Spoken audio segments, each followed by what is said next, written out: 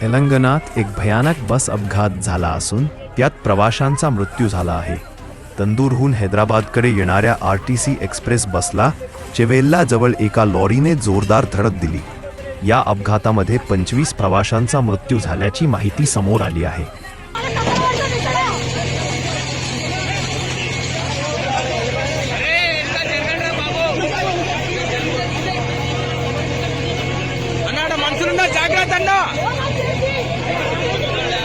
తీయడానికి లేదు పాపం ఆయన ఆడ తీస్తాం